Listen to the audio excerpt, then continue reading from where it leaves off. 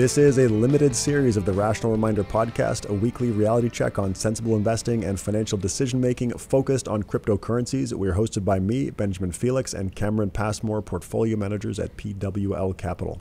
And the focus on cryptocurrencies continues in the sixth episode of this limited edition series. And today we welcome someone really interesting and quite a colorful guest, I think it's safe to say, Ben, in Bruce Schneier, who is an internationally renowned security technologist who, to quote his website, who works at the intersection of security, technology, and people. I think that's from his website, quoting The Economist, I think.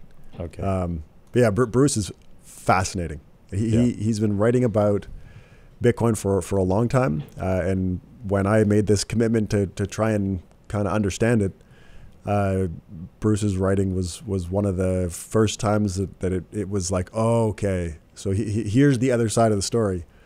Anyway, so when we decided to do this series, I reached out to Bruce, and he was gracious enough to join us. He hasn't been on a ton of other podcasts, at least from what I was able to find. So I'm absolutely thrilled to have him on and talk to him. He's written a ton of books. I read a few of them to prepare to speak with him. He's an expert in security and in cryptography. He's got patents in I think both of those fields.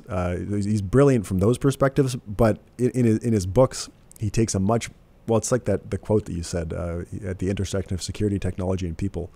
He takes a very broad perspective on security, like his book, Liars and Outliers. He talks about multiple systems of trust, of which technology is only one.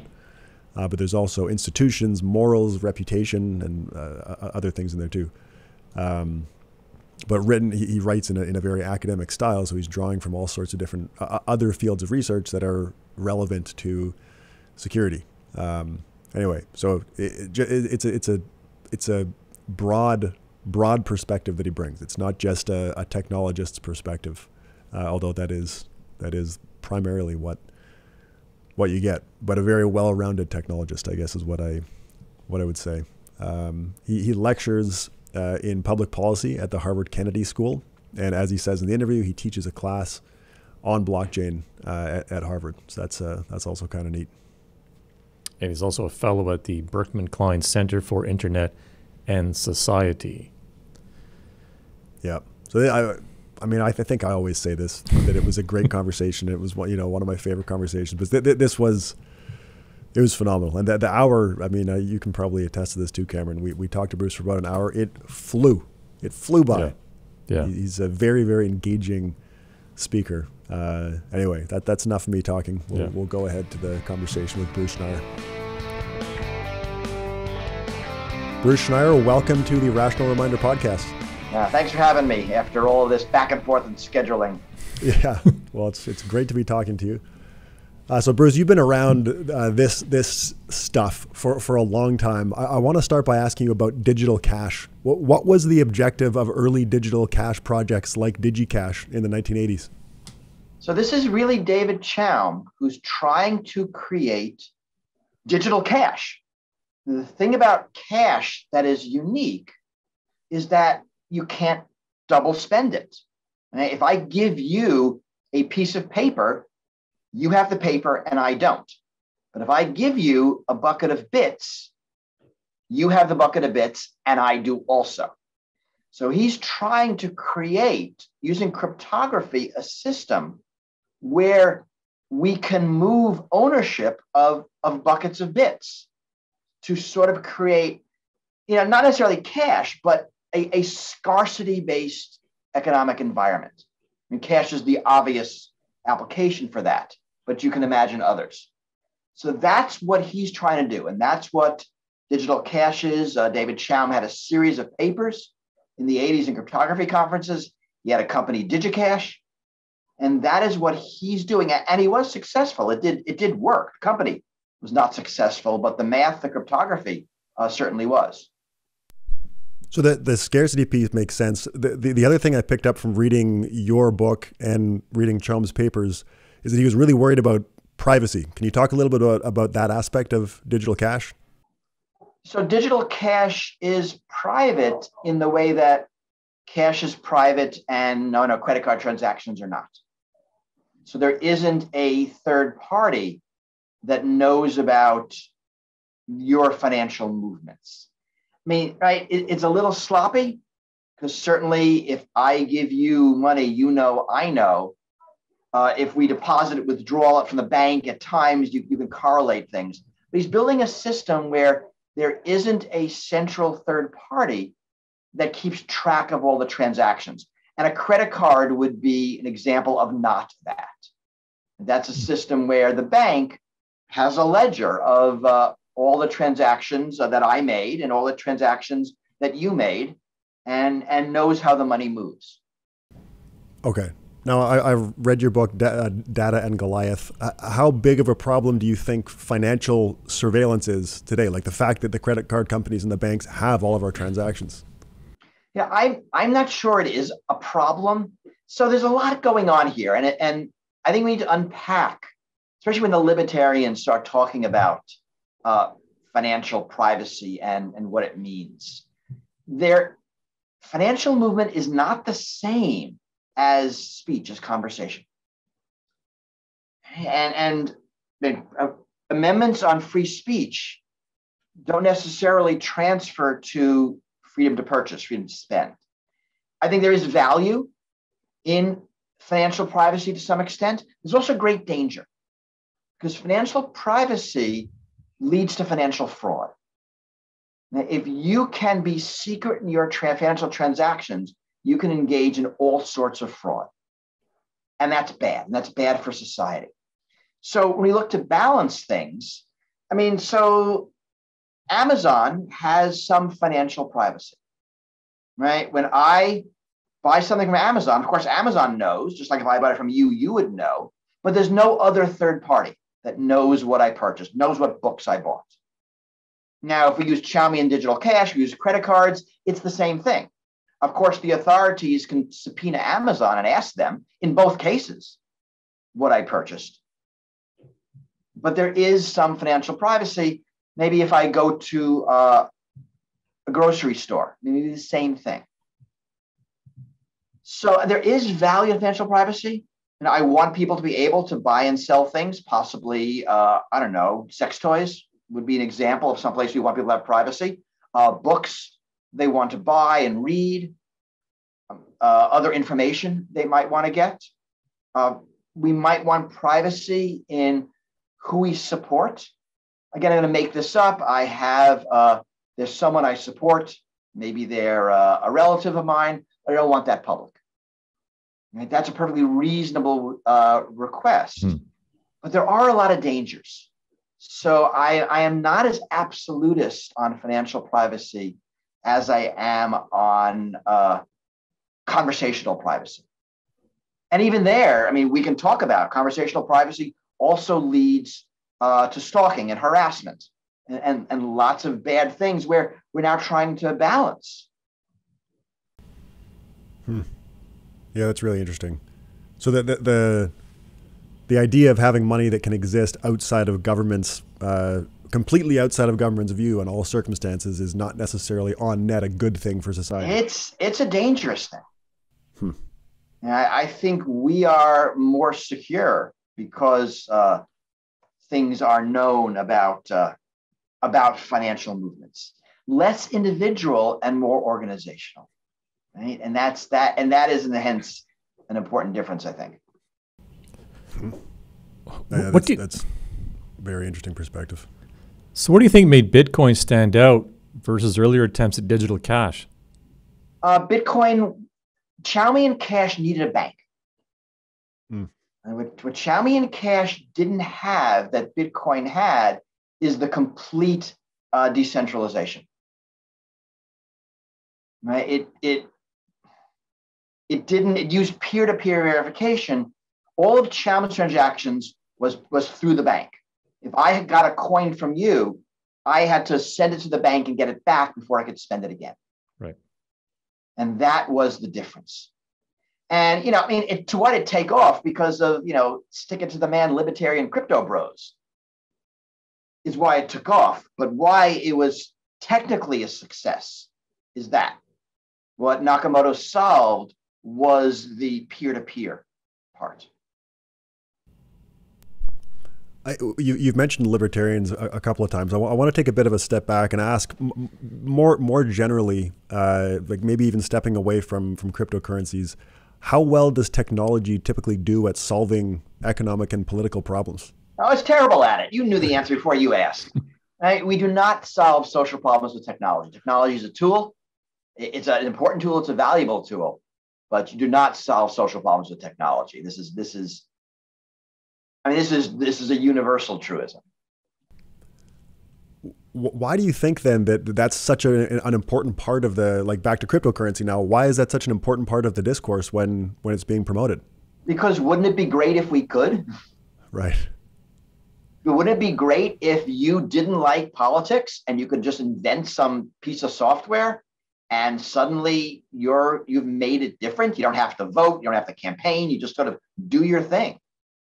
It is kind of, techno-libertarian dream to be able to subvert politics, subvert policy, subvert society in that way. And I think that is the main undercurrent of blockchain and cryptocurrencies. 100%. Can you talk about the pieces that come together to make public blockchains work? So I think this is important, and I teach blockchain here at the Harvard Kennedy School. So I give classes in how all this works. So I'm in a sense teaching cryptography to people who didn't take math in college, which is a thing. So I talk about blockchain, and I'll make something clear. I'll probably make it clear a couple of times, so I'm sure it'll come up again. That by blockchain, I mean public blockchains. When you hear about permission blockchains or private blockchains, those are actually not blockchains. Those are systems that use the blockchain data structure. And that's kind of so what? Data structure is around since the 70s. It's called the Merkle hash tree. Feel free to use it. Write-only ledgers are from the 60s. Feel free to use those. For it to be a blockchain, which is Bitcoin, Ethereum, any of the public blockchains, actually needs three very distinct aspects. It needs the ledger, right? And this is a way of saying what happened and in what order. It is singular. It is centralized. All transactions are on that ledger. It is also distributed in that lots of people have copies of it. Right? So decentralized, centralized, it's both. It's public. Anybody can look at it. And it's immutable. It's write only. And that's where the math, the hash chain, makes that possible. So it is a centralized, distributed, public, write-only ledger of what happened. So that's the first thing you need. The second is a consensus algorithm, right? We have all these copies of the ledger. We need to make sure they're the same. And that means you can have a distributed system where you don't have to trust any particular node, right? Because you can decide which node you trust. It could be you. This is theory, almost never happens in actual practice, but blockchain allows for that. So blockchain has a consensus algorithm. It is actually the most expensive computationally consensus algorithm the world has ever seen by a lot. Really idiotic way to do consensus, but it is what we got. And the third thing you need is a currency, right? Some sort of digital tokens that have value. And you need that because otherwise you don't have the incentives to create the ledger, make sure all the different copies are accurate, allow people to add things to the ledger. And all of that requires someone to do the work. And the currency is the incentive to make it work. So those are the three pieces. You don't have those, you don't have a blockchain. And this is the genius of Nakamoto's invention. Getting these three things to work properly is what he did. The pieces aren't new, but getting it working was. Not obvious, not intuitive, kind of brilliant. You mentioned proof of work being an idiotic way to form consensus. Can you expand on that? It's basically, I want to say it.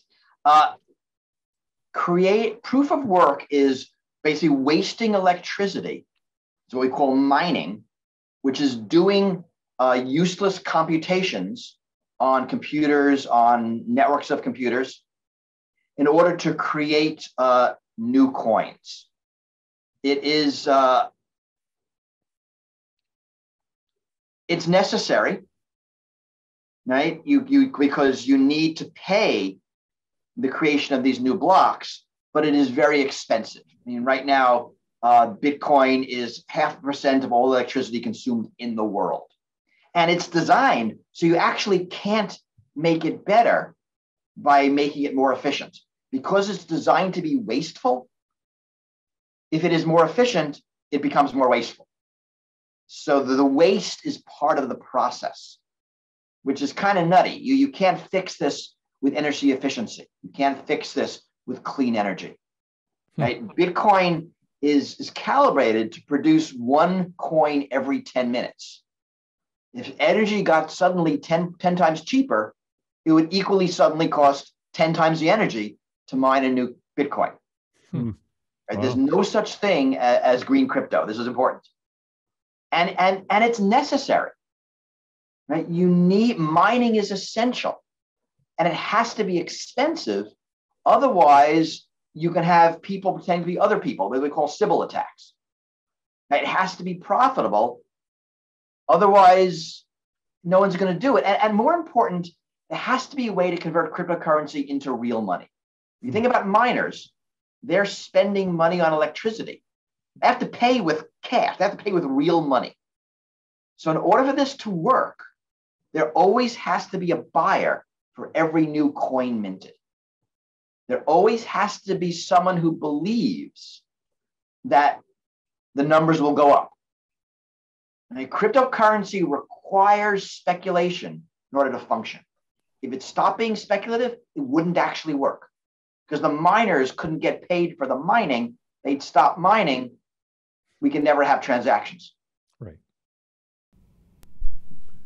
Now, do other consensus approaches or mechanisms, I don't know what the language is, do they fix any of that? Like if we say, well, hey, we're going to go to proof of stake, like what Ethereum's been saying, does that solve it? Well, so I mean, Ethereum is a good point because they've been saying it for years, right, and they haven't actually done it. So I think it's easy to say we'll go to proof of stake. So proof of stake for everyone else is instead of this proof of work, wasting electricity, we're going to set up a governance system, a mining system where those who have the biggest stake get to do the thing. And so it's basically he who has the gold makes the rules, which is a crappy governance system. Don't use it. But it does work. There are examples of it. It is not clear it works well at all. And the fact that Ethereum can't get it to work for them, and they are the only successful blockchain, if they did it, would be a big deal.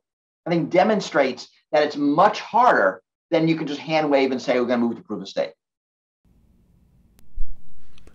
Okay, you mentioned blockchain, not public blockchain, but the blockchain data structure. That's kind of old technology.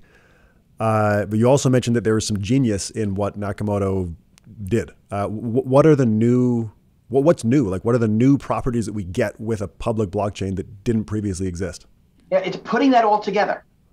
It's putting together the ledger, the consensus algorithm, and the mining to allow this transfer of value peer-to-peer without, as Chaumian Cash did, going through the bank after every transaction. Okay, so the new property is the peer-to-peer value transfer. And that is what Nakamoto solved. Okay. We can talk about later whether that's a problem that needed to be solved, but that's the problem he solved. So in practice, do public blockchains do what their proponents say they do? What do the proponents say they do? Sorry, proponents say all sorts of crazy things. So which particular things are you referring to? I mean, I think the decentralization is a big one. So slow down. Decentralization is a word. Yeah. Does blockchain do decentralization? A little bit, kind of. What do you mean by that? I mean, actually, this is important. because blockchain proponents say lots of things. They make grandiose claims, and they're almost never looked at in detail, and it's important to. So we moved from, does blockchain say what people say it does, which like means nothing, to decentralization, which means almost nothing. So let's go further. Give me a thing that blockchain proponents say that it does, and then we can talk about whether it does that or not. And we need to be specific. Immutability. Are blockchains immutable? Yes. And I mean, that's not new or interesting, but yes. Right? Blockchain is a write-only ledger. Write-only data structure, I think around from the 60s, and they are valuable and useful. Can we talk more about why decentralization is not meaningful? Because I think that is one of the, my understanding is that's one of the... It is meaningful, but it's right now a word.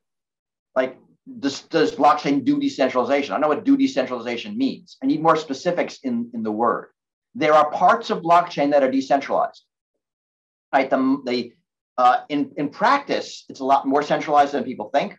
There are like, 3 or 4 exchanges, a couple of wallets. Mining is highly centralized. There's a singular ledger. There are multiple copies of it. That's decentralized. There can, in theory, be lots of players. In practice, it tend not to be. So it's a mixed bag. So I need to know what you mean by decentralized before we can really talk about it. All right, I'm gonna flip this question back on you then, because you have much more expertise here than we do. Can you talk about some of the claims that you've seen crypto proponents make about? Oh God, blockchain? No, I don't. I mean, there's so many, and they're so weird, and they often they just glaze over. We talked about a little bit about some of the decentralization versus centralization properties. Right. I mean, they don't eliminate trust. They don't replace trust with math. I mean, that's ridiculous. They are highly centralized. They're actually not anonymous. That's a common myth. And a lot of the FBI takedowns of Bitcoin fraud are examples to show that they are less anonymous than you think. I have someone coming to my class in fall who's from the Department of Justice's Financial Crimes Division, who works on blockchain-related crimes. It'd be interesting to have her speak to my class. Wow. That would be very interesting. Okay, so given what we were just talking about, have you seen any misapplications of this technology? I think it's an odd question. I think there is no actual application, so every application is a misapplication. Okay. So I'm not sure what you meant by that. He probably didn't want that answer. No, and actually this is not even controversial on computer security people. There is no actual use case for blockchain that every application is better off without it. That's the answer to the question. So blockchain does do this digital cash. Right. And, I look at it and say the only uses for it that can't be done another way are buying and selling illegal goods. Sadly, child porn is one of them, right? Illegal goods that don't have a physical instantiation. And ransomware. Ransomware would not be possible without Bitcoin. I mean, you know this, for any kind of kidnapping, right? Watch any TV show or movie. The dangerous part is the money handoff. Right. So Bitcoin makes that possible. And you can't use like the normal financial system. I mean, go to your bank and try to wire $50,000 to some account in Russia. You will be blocked. You will not be allowed to. So because cyber criminals are locked out of the financial system and suitcases full of $100 bills are really, really heavy, Bitcoin blockchain is the only way to make ransomware payments. So you eliminate it and ransomware disappears. It's not going to happen, but it would. And right. Similarly, the child porn market. Now, we're doing better there because it is not as anonymous as people think. And there are ways to unwind the financial transactions involved in child porn, but they can be hard, especially for smaller amounts. And the criminals are, a lot of coming out of Southeast Asia are very agile and smart. It's the consumers that live in the U.S. and the U.K. and are stupid. It highlights the on net, the censorship resistance is not a good thing. I mean, those are two pretty. It's a plus and a minus. We have to figure out how to balance it. Right. And I think we're learning that with speech as well. That all of the harassment and bullying and real psychological crimes, a lot against women, because of anonymous, secure speech, is actually very detrimental to society. We need to figure out how to balance that with our, very real requirements for anonymous free speech. How do we do both? It's not easy or obvious, but the current system is pretty terrible as well. Right. You talked about trust earlier, and we were talking about whether the claim of trustlessness is true. Can you talk a little bit about the systems of trust that humans use to incentivize good behavior? So I wrote a book on this. I don't see it on my shelf, sadly, called Liars and Outliers, that talks about how trust works in society. And I have a very complex sort of system of trust that involves people and groups of people and our innate psychology and some technology. Nothing doesn't rely on trust. Nakamoto famously wrote in his 2008 paper on Bitcoin, what is the sentence? We have proposed a system for electronic transactions without relying on trust. That's just not true. Right? Bitcoin doesn't eliminate trust. It eliminates certain intermediaries, but you have to trust Bitcoin. Now, it doesn't actually even reduce the cost of trust. It shifts it around. And if you think about it, blockchains are three-sided markets: the buyer and the seller, and the miner. I mean, the miner makes buying and selling work. And the miners are paying the cost of trust in a proof of work system. It's very expensive, right? It consumes enormous amount of electricity. But that is a trust payment. Now, you need institutional trust, because while, in theory, Bitcoin might be distributed trust, you have to trust the wallets, the exchanges, the software, the operating system, the computers, all of those things. And people need to be in charge. Now, if you think about Ethereum, they want to move to proof of stake. There are human beings governing the system, outside the system, making that decision. Changing the Bitcoin block size has been a disaster because there isn't a human governance system. There have been hacks. DAO is an old one. There are others where human beings override the rules to return the system to a good state. You always need to be able to override the rules. You always need to be able to make permanent rule changes. And that requires governance, that requires people, that requires trust. Bitcoin has to have that in the same way Visa has to have it.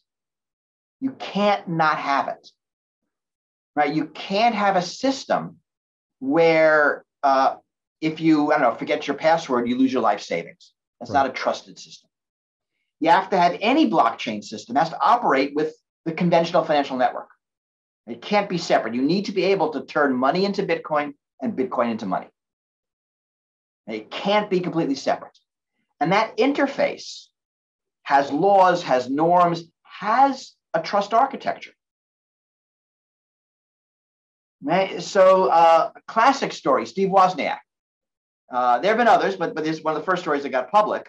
He's buying something with Bitcoin. And I think he's actually turning it into cash. And he gives the person the Bitcoin. The person gives him the money into his bank account, and then withdraws money from the bank account. Right? There's no way to fix that. Wozniak is out the money because there's no recourse. Unlike, if you and I are going to exchange currency through the normal banking system, you defraud me, I can get my money back, right? You sell me something, you don't deliver, I complain to, eBay's dispute resolution or to my credit card. Lots of ways to deal with that. Because human beings who don't trust each other need a trusted intermediary to engage in transactions. And Bitcoin claims it does away with it, but it actually doesn't. Huge amount of scams out there involving betraying trust. I mean, try it. Go onto Twitter and write, can someone help me with my Bitcoin wallet? And you will get lots of people who offer to help you, but they will basically get you to turn your money over to them. That's the way the scam works. So it's a disaster in terms of trust. I would not, want anybody who I cared about to use this for any kind of value because it is so dangerous. It is so untrustworthy. So are you saying there is no chance that this, call it platform, can become secure? Nope. But you eliminate generally when you see a blockchain application, eliminate the blockchain and then it becomes secure. Whenever you see a useful blockchain application, it's the non-blockchain parts that make it useful. Now, blockchain just makes it worse. It's more complex. It's more dangerous. You just don't have the good properties you might need. I mean, there are times where you might need the data structure. And these are the private blockchains for marketing purposes only. But the real public blockchains, I have not seen one application. I don't think anybody has. I was talking to a reporter last night because I wrote something about blockchain on my blog a week ago. And he's asking me about the space. And what did he say? Something like, people I talk to say they know there's an application here somewhere, they just haven't found it yet. Now, that's kind of funny. It's been a decade? If you haven't found it yet, maybe it actually isn't there. But there is this belief that this must be useful for something. I think the answer is no. And just to make this real simple, this is because there are in the world good people who need help. You lose a password, for example, and there's bad people that want to rip other people off, correct? No, it is because blockchain is fundamentally untrustworthy because it tries and fails to replace people and human systems with math, right? An Ethereum contract. Do you actually want a contract where if you make a typo, you lose your life savings and there's nothing you can do about it? Right? There's a reason contracts are written in English by lawyers and judges adjudicate disputes. Removing that system does not make anything more trustworthy. It makes it much less trustworthy. Even worse, you have to be an expert in programming and law to sign an Ethereum contract. Because a mistake in either one, you lose your life savings and there's no recourse. You're in this world, in the culture of technologists. Why do you think that's used as a selling point for crypto? Like for Ethereum, code is law. Why is that a selling point? Because libertarian crypto bros. I mean, stick it to the man, stick it to society. We're going to do our thing. We don't need anybody else. That's what it is. It's insane that that's a selling point. And watch why you see nobody real using them for anything. Because they're probably lawyers look at it and said, are you mad? You want to guarantee that there's A, no programming mistakes, and B, no legal mistakes. And if there is, there's nothing you can do about it. I want to ask. I want to keep going on that. You, in one of your books, I think it was one of your books or a talk or something. You talked about how the quality of software in general. So when we say code is law, okay, take that. In general, is software well written and secure generally? It was terrible, and it can be It's just not. And this is sort of stepping back from blockchain, sort of in general, that it's economic, that writing secure code is expensive. It's extraordinarily expensive. And in most cases, it's prohibitively expensive. With the exception of like the space shuttle, which even then isn't perfect. We've had satellites. We had 2 Mars landers fail because of software bugs. Wow. And we spend an enormous amount of money and time and effort and code review to make sure that software is accurate, let alone secure. So no, we don't know how to write good code. Yeah, that's fascinating.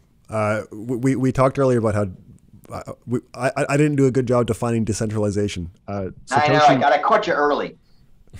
Satoshi, I think, partially defines it at least as one CPU, one vote. In practice, is that how crypto blockchains are working? It's not. So mining is highly centralized. Exchanges, and because blockchains are so efficient, a lot of Bitcoin transactions aren't really Bitcoin transactions. They pretend they are, but they're not. So, this happens for stocks. If you are a big stockbroker and one of your clients buys stock, you often don't just buy it. You have some stock and you yourself record who owns it. It's called buying it on the street. And it's just easier than engaging the actual Wall Street on the floor, shouting, or however, they probably do it on computers these days, exchanges of stocks. A lot of cryptocurrencies are the same. And that's one of the reasons why when the companies go belly up, you can't get your money back. You don't actually own what you think you own. Right? The company just pretends you own it, which is great if things are going well and disaster if things are not.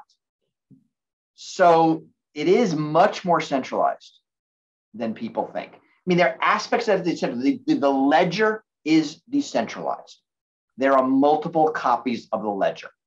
Mining could, in theory, be decentralized. Mining has become such a profitable operation that you have centralized miners. And a surprisingly few number of miners control most of the Bitcoin mining and Ethereum and the other cryptocurrencies. For some of the ones that are lesser, it's so bad that they'll engage in fraud. Because if you have a majority of the mining, you can engage in fraud. Right. And there are cryptocurrencies where you hit below that threshold and then miners steal all the money.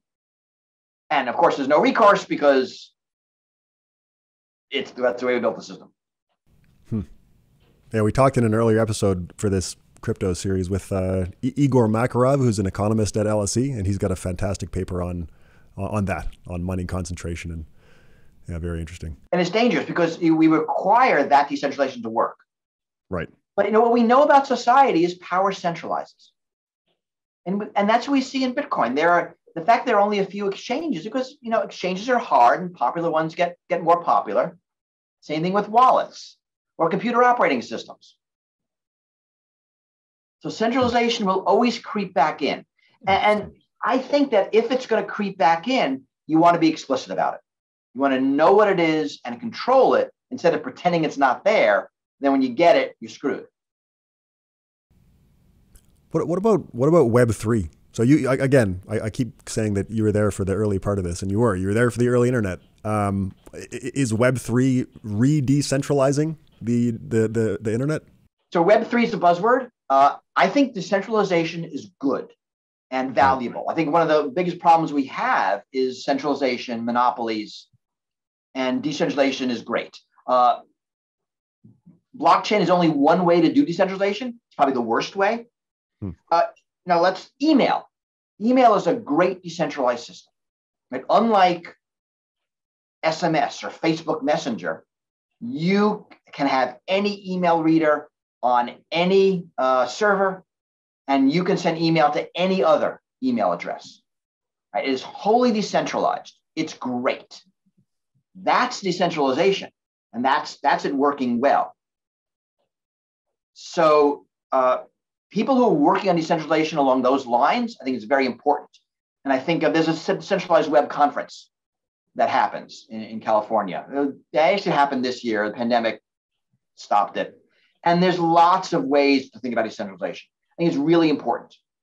The centralization of Facebook, of Amazon, of Apple, of Google is a disaster for society, for the economy. It is bad. We now are trying to force Apple to give up its monopoly on its iTunes store to allow people to load software onto their phone like they can load software onto their computers, right? The same. They are fighting it, of course, because their monopoly is very profitable, but it'd be valuable to get rid of it. If we had systems of messaging which are not like Facebook Messenger, which are closed ecosystem, but more like email, where my message system can talk to your message system.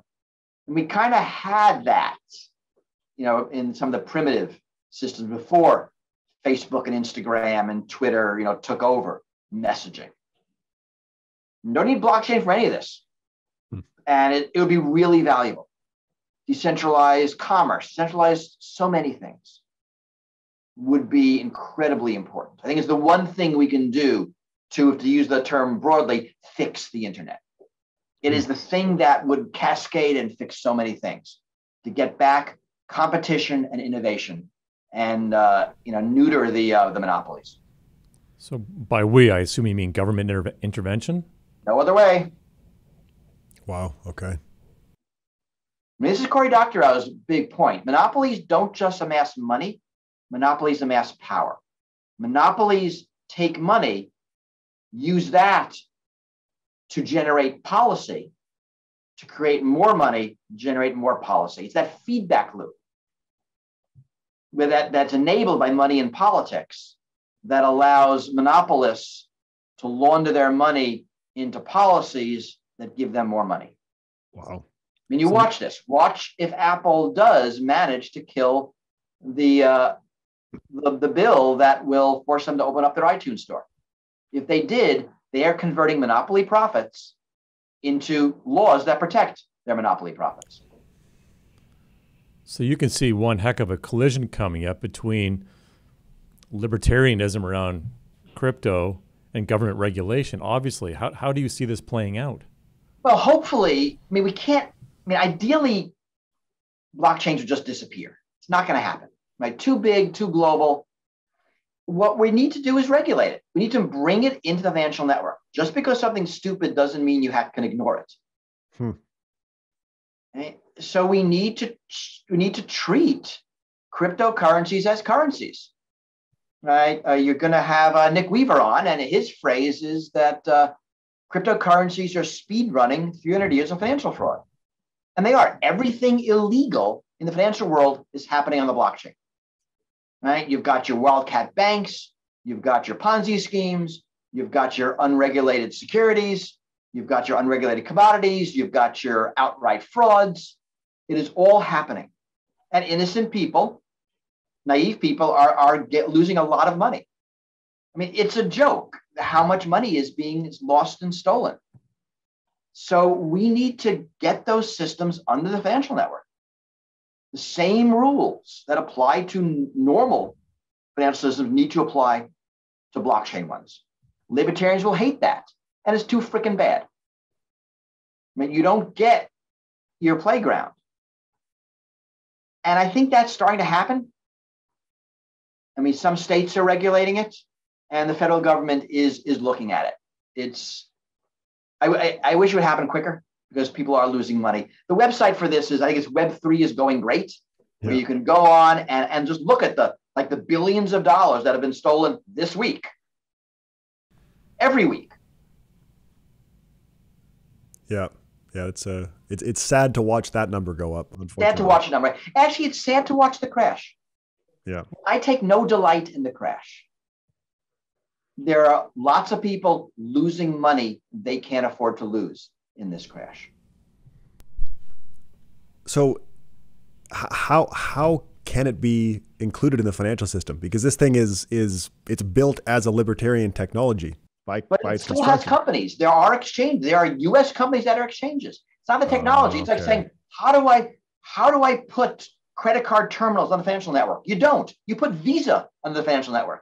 Who cares about the technology? It's the companies. It's the people. I mean, right now, there's a single checkbox on the U.S. tax return. Do you own cryptocurrency? Right? You should expand that. Like, how much? Let's see a 1099, right? Like, no, let's see an actual form of what you own and who and where it is.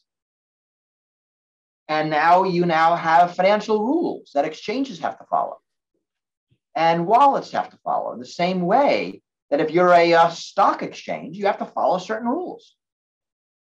Why is it different? So don't think of the tech, think of the human institutions. That's what you regulate. I want to ask you about, excuse me, NFTs. What do you think about the future of NFTs, especially for like recording artists to be able to capitalize on their creativity without being part of the centralized iTunes or some other Spotify type platform? Any thoughts around NFTs? So that's stupid on top of stupid. Because remember, anything the NFT does is not the NFT part. Like when you talk about music, when you buy an NFT, what do you buy? Ask you a serious question. I guess your own certified proof that you're at a concert or some sort of digital art. I'm guessing you're buying a proof that you're at a concert. Okay, probably lots of ways to do that. How is that helping the artist? Like, I'm an artist. I sell you a ticket. You come to the concert. You enjoy yourself. Yep. Now you have proof. How is that? Well, how is that better? Okay, we can imagine it's better, right? You have some souvenir. Yeah, instead of buying lots of ways I can give you souvenirs. Why is this way different? I don't know. Maybe if 20,000 people go and they spend, I don't know, $5 on some sort of NFT, maybe it's an extra revenue stream for the artist. Well, maybe they come and go and spend $5 on some non-NFT and this additional revenue stream. What's the NFT part that's valuable? And so this is weird, right? NFT is basically a URL that's on the blockchain that the blockchain shows that you own. Doesn't mean you own the art if the URL points to the art. Right. Doesn't mean you own the music if the URL points to the music. Doesn't actually mean anything. It could mean those things. That is a separate contract. Right. Now I don't need the NFT. Right? It is not the case that from the history of civilization until now, artists have been unable to sell their work, and now suddenly they can.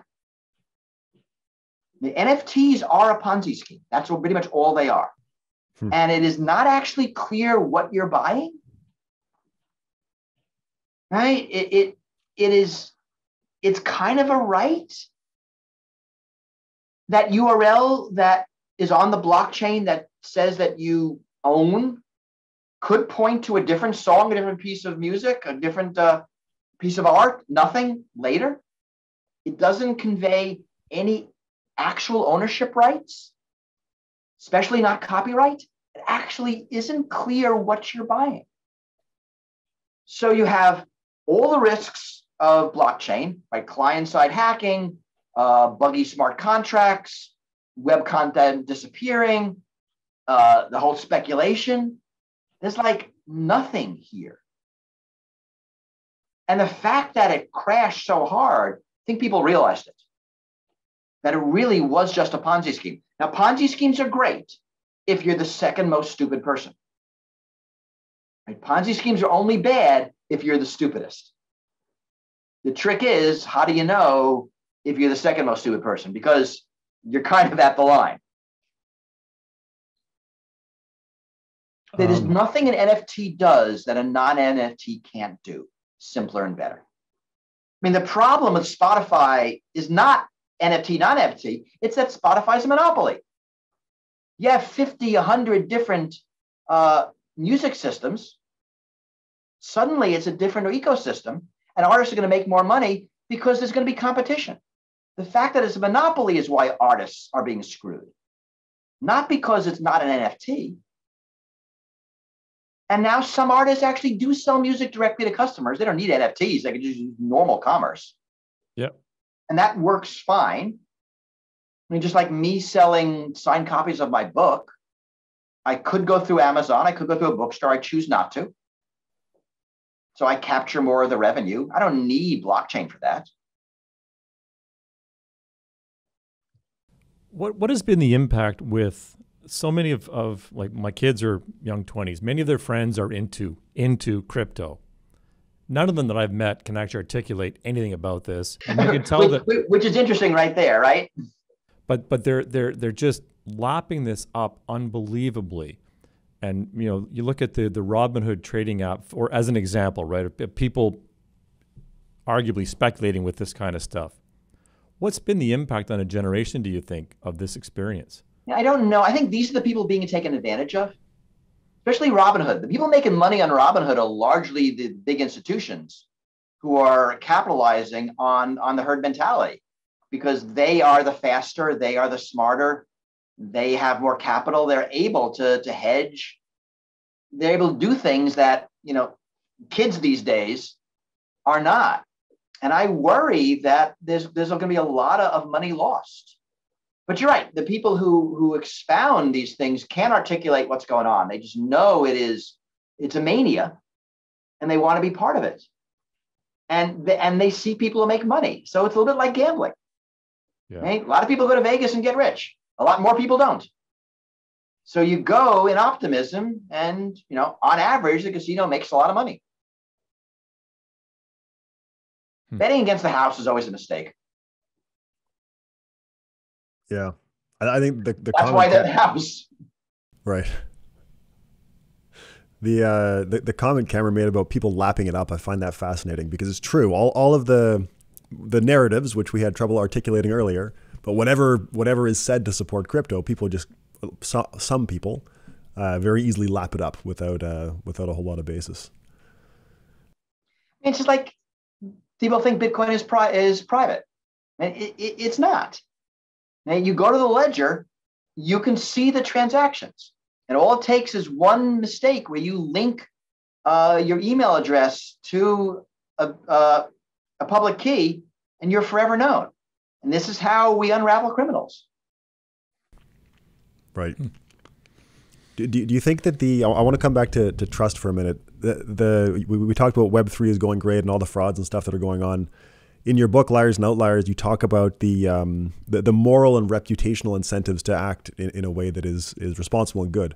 Do you think the pseudonymous nature of the blockchain reduces that or takes them away? So we know that in even out of blockchain, just think of social media and harassment. When people are anonymous, some portion of us act much worse, act far more immoral, far nastier, engage in behaviors that we would never engage if our names were attached to the things we are saying. And that does seem to be true. So it would make sense that, we would engage in behaviors with currency. I mean, nobody's going to buy child porn if the name's attached to their transaction. You're not going to buy it on Visa. You're only going to buy it if you think that you are anonymous. I have a different question for you. One of the arguments that I've heard a lot about the benefits of Bitcoin is that it will help the world's bankless. So there are things that help the world's bankless, and if you look at some of the cash transfer systems, the PayPals and Venmos, Alipay, M-Pesa, those do, and they're really valuable. They don't use blockchain, so they're better. But systems that allow the bankless to move value. There's one, I forget the name of it, that is basically cell phone minutes that are traded. And these are really important, especially in the third world where you have people who are either bankless or don't have a bank anywhere near them physically and need to be able to move money and are afraid of being robbed. So those systems are great. And they tend to be, there are some big ones, they tend to be local. They work in certain countries because they're really optimized for those citizens' needs. And they're often by a company, like Venmo. So yeah, those are really important systems. You don't need blockchain for any of that. And you're better off without blockchain, of course, because now you can make it efficient and more secure and more trusted and more trustworthy. And you get all the good things without the all the dangers of using a blockchain. And what about the other one we hear, which is the outrageous bank fees to transfer money around? I've heard an argument up to 8% to transfer money to, say, a relative overseas. Yeah, and that again, I think is monopolies. So yes, we can use Venmo for that, right? Much reduced transaction fees. You hear that about credit cards. Matt Green made this point in a blog post. Why are credit card transactions fees so high? And you look at it, and the reason is that pretty much everyone paying attention gets 1% back, either in cash, frequent flyer miles, or some other points. At least. Right. So credit cards, the way the ecosystem works is they are a middle-class subsidy that the poor pays. This is a disaster. The poor are more likely to pay in cash. It's the same price. I pay with a credit card. I get 1% back. Right. Those poor buyers are paying from my subsidy. This has nothing to do with blockchain. I mean, we solve this through regulation, but this is bad. And this is something that things like Venmo do solve. Right? Venmo has either little or no transaction fees for most users.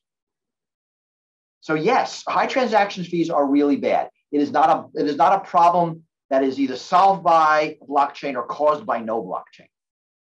No one has sit around and said, oh my God, suddenly there's a blockchain. We now can charge lower fees. Everyone's saying they're paying high fees. Let's charge them. And that is competition and monopolies. Okay, another example while I'm at it.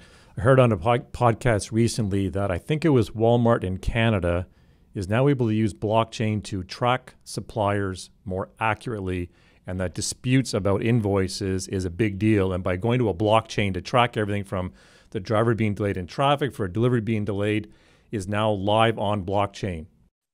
So that's not blockchain. That's one example of blockchain for marketing purposes only.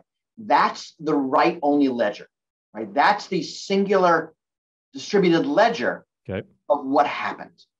And those supply chain systems, IBM and Merck had one, that a big one, but it kind of died because it was sort of a dumb idea, right? That you can track supply chain because all of the information is on this singular data structure that everyone can look at. Right. Don't use a blockchain and suddenly that's so much better. Or what Walmart's likely doing is they're using the blockchain architecture, but they don't have the currency, they don't have the mining, all the things that make it a blockchain. This is a blockchain for marketing purposes only. That has value. The data structure has value. So now, there are other ways to do it. They chose this way, that's fine. But that's not a blockchain the same way that Bitcoin or Ethereum is. But it gets spun into this story that you want blockchain, you want crypto, and it becomes the blockchain story sells.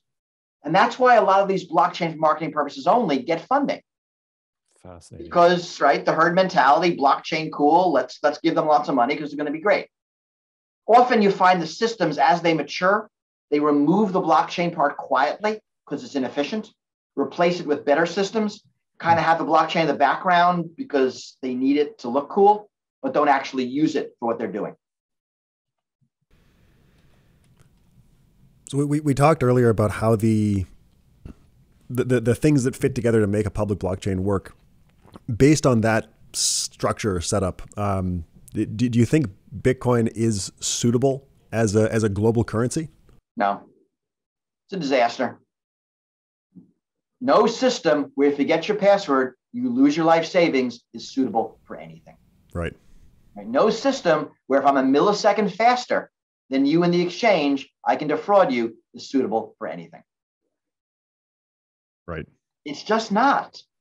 No system where if you make a mistake, you're completely screwed is suitable for anything. It is not trustworthy. You would never trust that with your money. Would you refer to it as a self-enforcing protocol, the structure? Parts of it. I mean, and this is I saw that in your list of questions, and it's a rabbit hole you don't want to go down unless you I would just take this out. Okay, we'll leave it. In your applied cryptography book. I know, but and that was written in 1994. World was different back then. Huh. And that's why it's a big rabbit hole. Okay, we'll stay out of the rabbit hole. So you mentioned earlier you teach blockchain to public policy students at Harvard. What message do you hope that they come away with after you've taught them about it? That it needs to be regulated. Huh. I mean, I want to talk about how it works, what it does and doesn't do, what the truth, what the lies are. I could talk about how useless it is, but it's here, but it's real. NFTs are there. Bitcoin is there. Ethereum is there. People are doing things. People are buying, selling, losing money, being defrauded, and government can't ignore it. Government needs to pay attention. Consumer protection is vital. Financial regulation is vital, and that we need to start working on it. And that really is the message. You can't put your head in the sand and say it doesn't matter. I can't even, and I know how bad it is. Right. It does matter. People we know own cryptocurrency, and they need to be protected. And is government listening? I think it's starting to. Certainly on the fraud detection part, they are. I think there is resistance because there's so many voices and so much noise. But I think so, and I hope so soon. You said earlier that there was genius in this creation from Satoshi Nakamoto. Does anything about the innovation excite you? No. I mean, it's cool. It is really a cool innovation. The innovation itself excites me. There are no useful applications of it. It's kind of sad, but the innovation is neat. The math is cool. The math works beautifully. The incentives are lined up. It just works. It really is a genius. Chaum wasn't able to do it. It is a true innovation. All right, I've got one last question for you. You released a really nice talk recently about how technologists need to be more involved in policy, and you refer to yourself as a public interest technologist. From that perspective, what is your biggest concern about cryptocurrencies? I mean, everything we talked about here, right? That it is going to hurt a lot of people. I want it regulated to the point where it is firmly embedded in our financial system, such that all the controls are in place. And I think that will largely strangle it, which is good. Right. And to the extent it doesn't, its blockchainness won't matter, which is also good. That's right. It's somebody at the University of Oxford referred to that as the blockchain paradox, is that if you need governance, and once you have governance, you no longer need blockchain. Right. And that's a better world, though. Yeah. That's the important thing. That's fascinating. It's fascinating coming from you, Bruce, because you're a privacy expert, early internet pioneer, and you're saying the answer is regulation. You know, I'm a believer that humans need to govern themselves, and that human governance is vital, and there isn't enough of it in the tech world. Writ large. Awesome. Well, Bruce, this has been fantastic. We really appreciate you coming on our podcast. Thank you so much. It's fun. Yeah, thanks, Bruce, very much. Great to meet you.